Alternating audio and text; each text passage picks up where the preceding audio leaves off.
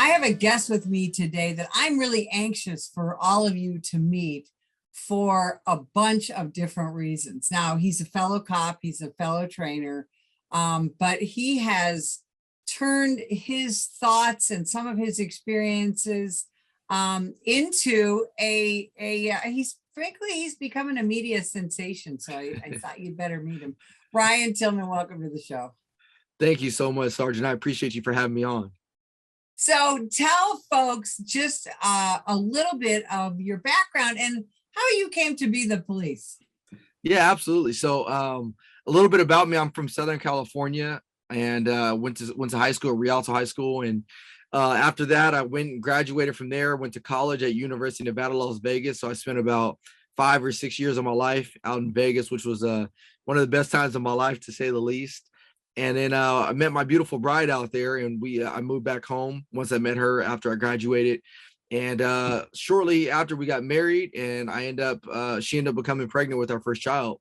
So at the time I was working, I think at Abercrombie and Fitch, and I was doing insurance. And it was like the worst things ever. Like, I still think I'm gonna get cancer from all the perfume we sprayed or cologne we sprayed in the Abercrombie store, but that's neither here nor there. And so when my wife got pregnant, I had to start thinking about what other ways I can provide for my family, my new family, my growing family.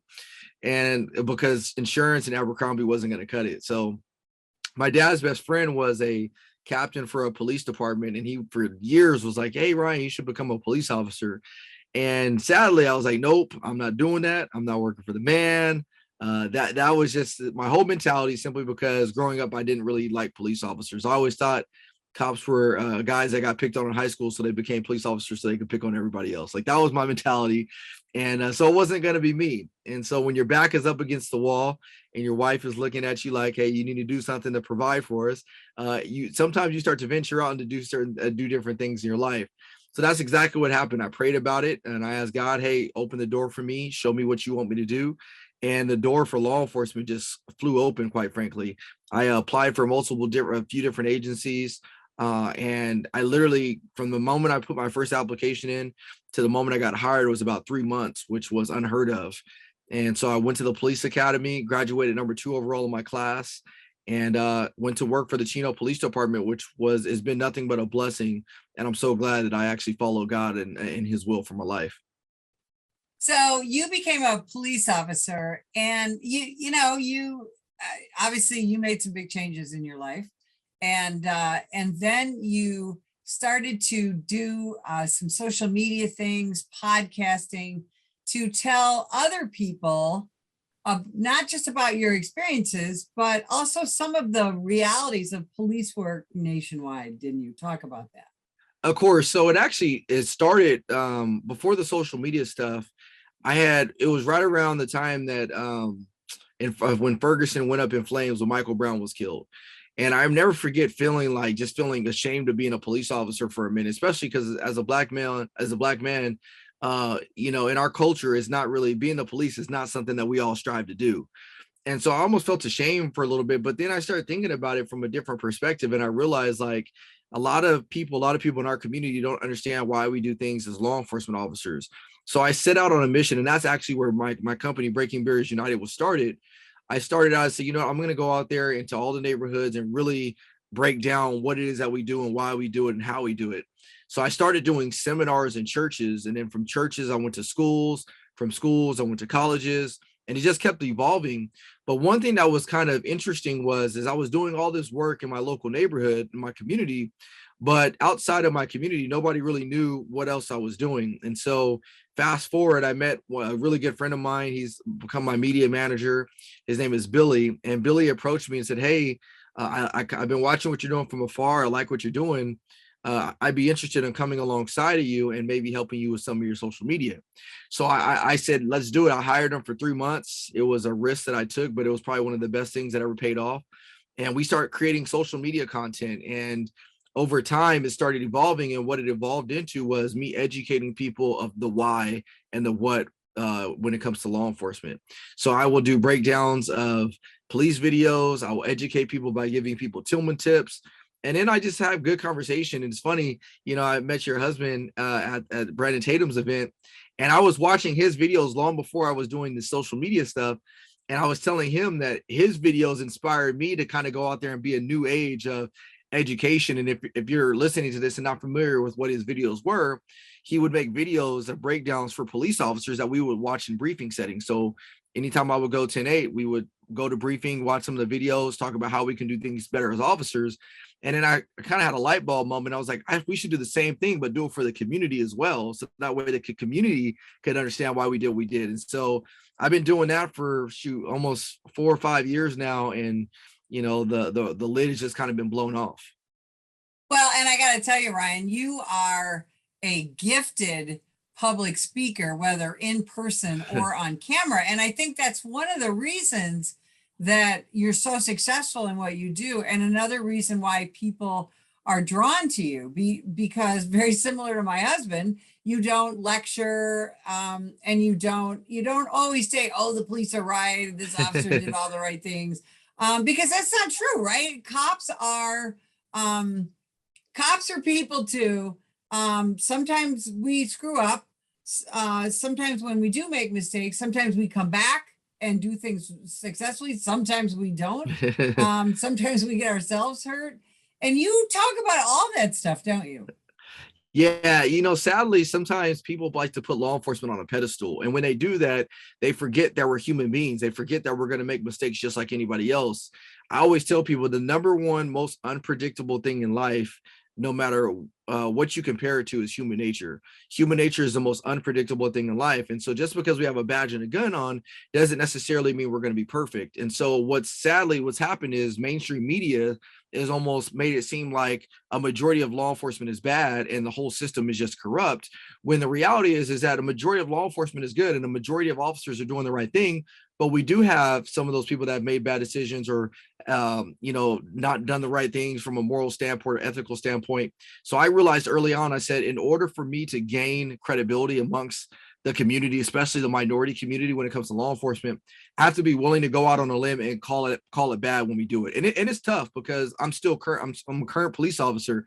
And one of the things we always say in law enforcement is we shouldn't be Monday morning quarterbacking. And I agree with that to an extent, but at the same time, we also have to be able to acknowledge our wrongs. So that way, when we do get it right and it looks like it's wrong, people are be more apt to hearing what you have to say because they know that you're going to tell it one way or the other. And that's such a great point. Absolutely. Now, Ryan, we're living in an era now where a lot of politicians and people in the media and activists are telling people, especially young people, that the number one danger to the Black community is American law enforcement. What do you have to say about that? And how can we get past that? So one, that's completely false. I mean, there's so many other things that are killing us right now. The number 3 leading cause of death right now is medical malpractice. And without me going into it, medical malpractice is killing Black people more than anything right now. Traffic collisions are. Again, I talk about, the statistics of actually what your odds of actually being killed by police officers are super small, very, very small. And here's the crazy thing about that is that when it comes to law enforcement and your interaction with them, for the most part, you kind of dictate the actions of the officer. So you can control what you can control when it comes to interactions with law enforcement. You can't do that when it comes to medical malpractice. You can't do that with car accidents. If you get in a car right now and somebody veers off and goes the opposite way of traffic, you're dead. No matter what you did, you can't control that. If you go into an operation room and you think you have the best doctor, but the medical doctor makes a mistake while you're under the knife, you can't control that.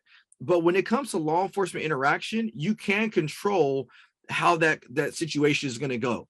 You can cooperate with the officers, do what they tell you to do, put your hands in the air, don't make any sudden movements, be respectful, be kind. You can dictate the response that you're going to get from that officer, but we don't want to take accountability. And that's what we have to get down to. And so to answer the second part of that question is, where do we go from here? How do we improve this?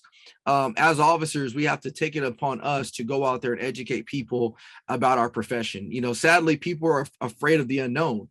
And so when you don't know why we do what we do and how we do what we do, you're just going to be you're going to be so influenced by going by what you see in the media or what your friends or family say, that you go along with whatever they throw at you, even if it's false. And so we have to be better educating people, but at the same time, as community members, because I'm still a community member, we still got to be able to hold each other accountable.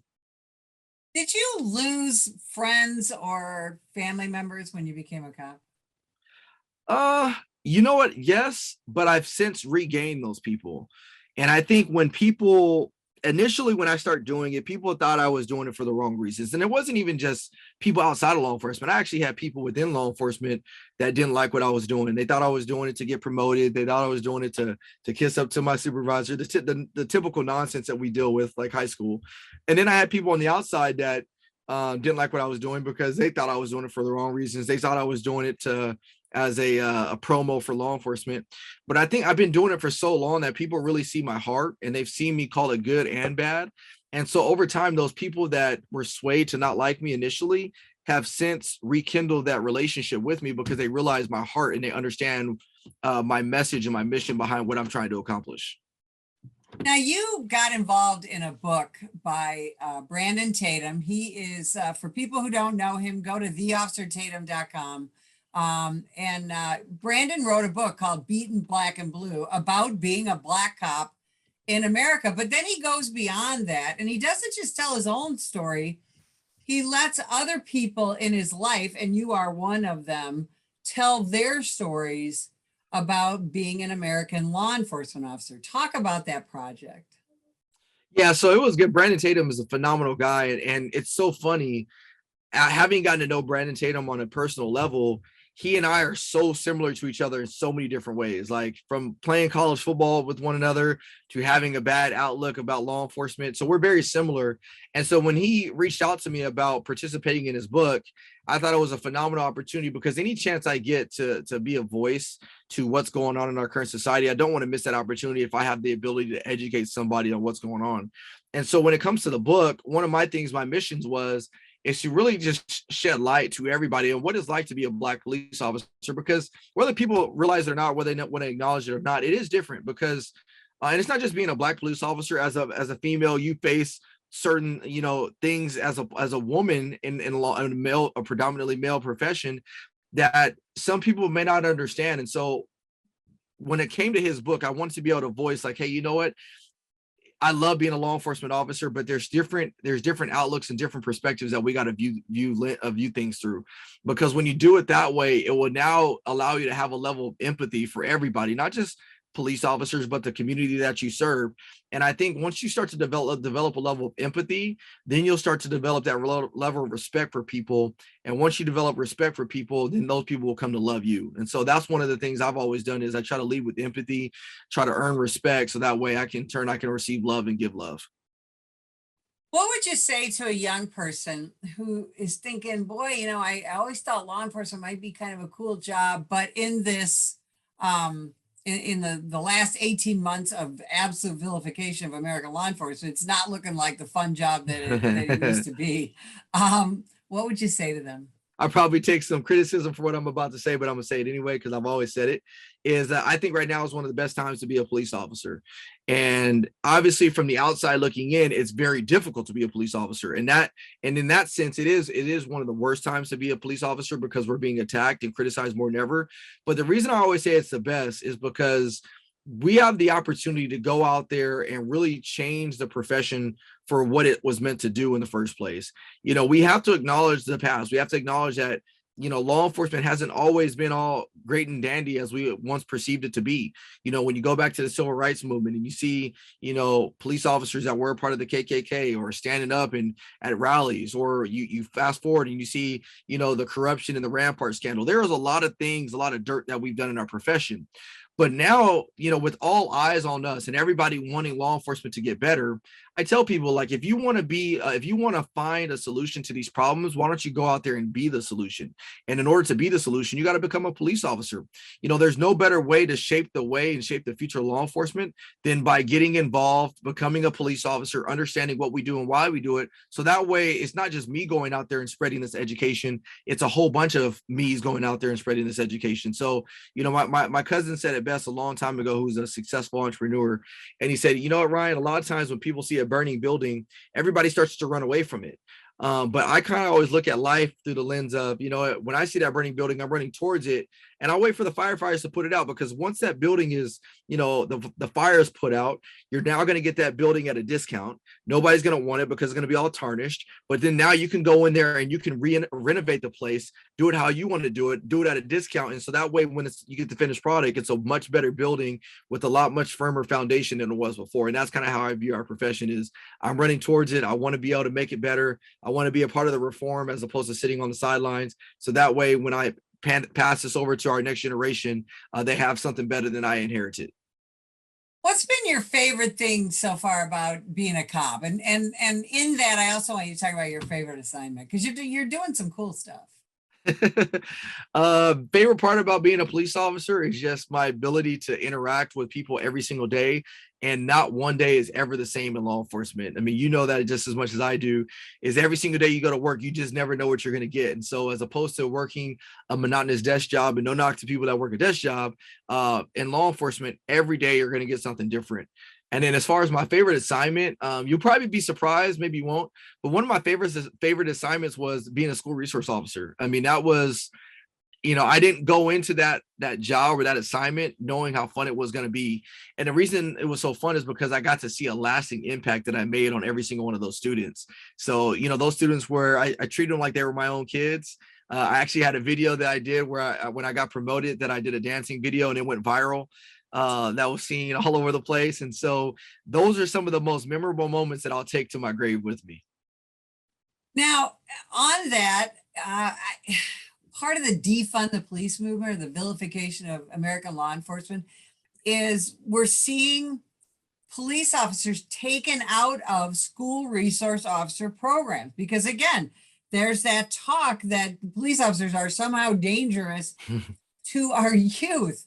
What do you say to that? And how can what can we say to school administrators and school boards who have this wrong impression of police in the schools? One is one of the worst things that we can do, because I think in the mind, and part of that is our fault as law enforcement. I think we've allowed people to perceive or create what the school resource officer's jobs, as opposed to creating the job ourselves and telling people this is what we're here to do. So we've allowed people to vilify us and think that we're on campuses to, you know, take kids to jail, arrest them, give them citations, enforce tardiness. That's not what we're there to do. We're there to be a resource. That's why school resource officer is in the name, the resources in the name, is because we're there to be a resource for not just the students, but the staff. And we're also there to protect your kids in the event that something south goes wrong, like an active shooter. And there's so many different things or so many different reasons we're on those campuses. But the way we fix it, as opposed to just getting rid of the school resource officer program, instead of focusing on that, what we need to do is focus on getting the right officers into our schools. I think that's been the problem. You know, sometimes, historically speaking, and traditionally and culturally, we've put, you know, people that are not in good graces with the department, we put them in the role as a school resource officer. We put the guy that's ready to retire in the role as a school resource officer. Those are not the people you want in schools, because they're grumpy. They don't like to interact with kids. They don't like to interact with people in general. And then the next time when they go out and do something and you see a viral video go on, we expect them to act otherwise when we knew that they were a problem in the first place.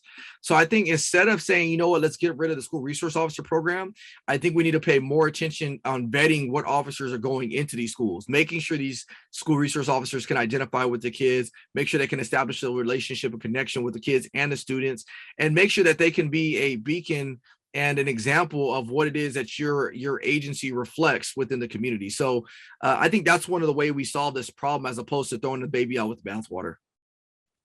So I'm hoping that you're moving toward a leadership position as you further your police career. Give me 2 or 3 things that you'd like to see all police leaders do to improve not just the law enforcement efforts in their community, but improve the organization for their people. So first and foremost, stand up for your people and don't bend because of social pressure. That's got to be number one. What we've seen, sadly, is we see a lot of leaders cave to social pressure because their jobs are on the line. And don't get me wrong, as a leader, you know, when you have that that 20,000 foot approach or view of what's going on is hard because you have a family, you have people to take care of. But at the same time, we got into this profession to do the right thing for the right reasons. And we shouldn't let that detour. We shouldn't get off our track now just because you're in a leadership role. So I think first and foremost, stand up for your people. If they've done the right things for the right reasons, make sure you defend them. Even if it doesn't look pretty, make sure you defend them. The second thing is focus on employee wellness. The number one leading cause of death right now is suicide for law enforcement officers. That's the number one leading cause of death. And so that's a problem. And so we have to be able to go and figure out what's contributing to the suicides that our officers are doing. And so we got to focus on employee wellness. And then the third thing I would say is just allow your employees to have fun. Right now, there's a lot of people that are scrutinizing law enforcement. I get it. From a liability standpoint, we got to make sure we dot our I's and cross our T's, but don't take the fun out of the job. This is a very, very fun job. And so I think you can allow your employees to have fun, but just make sure you develop whatever constraints you need, but allow them to have fun, allow them to come to work and not to be afraid to show up and get in trouble. So Brian, where can people learn more about you? Where can they find Breaking Barriers United and just see your efforts everywhere? So you can follow me on Instagram under Breaking Barriers United. It's very simple. You can follow me on TikTok and Breaking Barriers United. I am on YouTube on Breaking Barriers United, and we will be actually starting a new segment called Takes with Tillman on YouTube. And so that's going to be pretty cool. What we're going to be doing is I'm going to pull a lot of these people from my comment sections that are battling back and forth, and we're going to do breakdown videos together live on YouTube. So that will be a new segment coming up. And then you can also go to my website, breakingbarriersunited.com, if you want to have me out to speak at your organization or something like that. Ryan, I'm so excited to have people meet you and learn more about you. And I thank you for spending time with us this morning. And if you would like more information about the National Police Association, visit us at nationalpolice.org.